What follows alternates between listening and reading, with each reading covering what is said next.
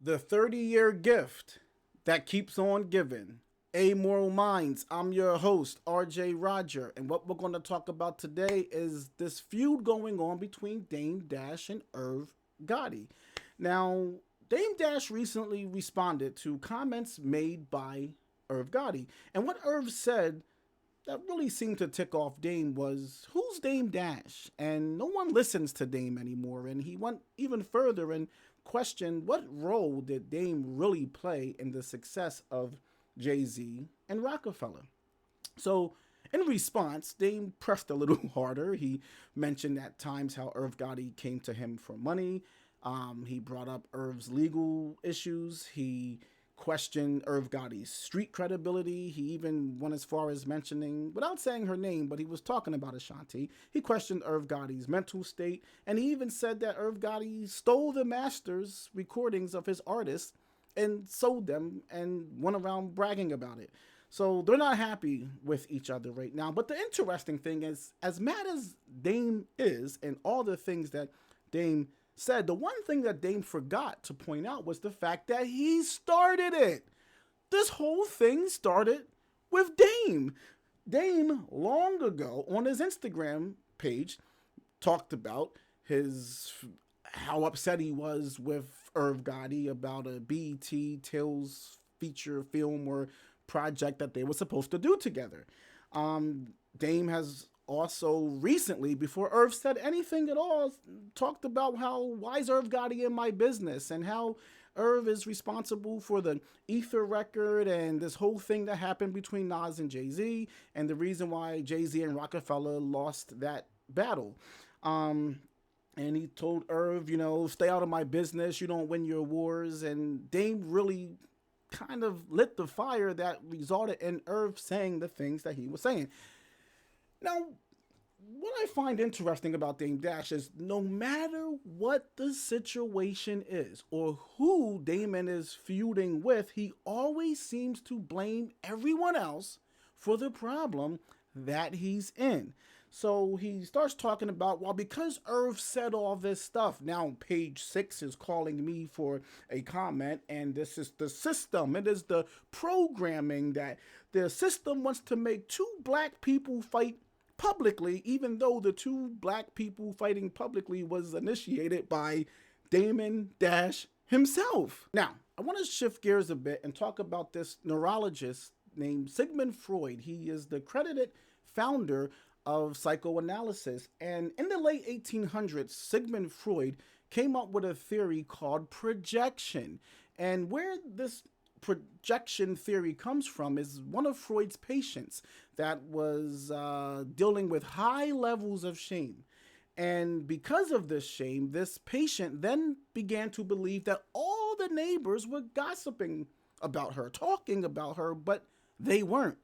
So a simple definition of projection is when you subconsciously identify what are your actual weaknesses and insecurities, but you're identifying them in another person. Now, shifting back to Dame Dash. Dame Dash, for decades now, has been complaining about three things that he thinks is the weaknesses of mankind, and how if you possess this trait, you're bad, and how he definitely does not possess this trait. But these are the things that have long been getting in the way and causing infractions between Dame Dash and his business partners. And what he says is, one, emotional people. How people are too emotional when he has no time to deal with the emotions of a grown man.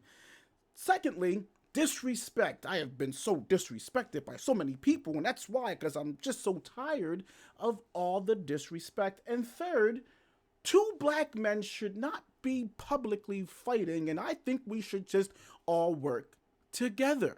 The problem with that, in my analysis, is this is exactly what Dame Dash is. He's emotional. He's always yelling. Disrespectful. He's probably one of the most disrespectful people I have ever seen any public person talking to. Virtually every time I see him talking with someone on a sit-down interview or where he's being recorded, he's being so disrespectful to the person that he's talking to. Don't tell me what to do. You go Google me before you talk to me about that. And the people he's usually attacking are other black men. So Damon had a pretty interesting thought on all of this, which was very close to being inquisitive and something to make yourself think and could inspire human growth. And what he said is that, well, if I had this problem with everyone, then I would look in the mirror and say, well, Damon, maybe it's you and you need to change.